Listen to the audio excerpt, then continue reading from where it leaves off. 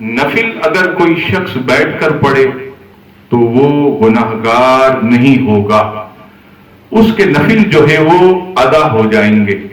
یہ بات آپ کی صحیح ہے کہ عوام کی بہت بڑی اکثریت، مرد خواتین اس میں سب شامل، امام مقتدی سب شامل، کہ وہ نماز کے آخری نوافل جو ہے وہ بیٹھ کر پڑھتے ہیں۔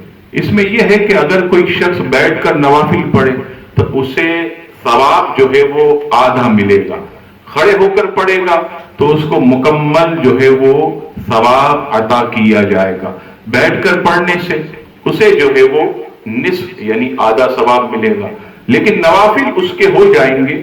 ایسی صورت میں جو ہے وہ ناجائز یا کوئی دوسرا حکم جو ہے اس پر نہیں لگے گا، بیٹھ کر پڑھ سکتے ہیں، اس میں کوئی مذائقہ نہیں۔ واللہ تعالی عالم ورسولہ عالم۔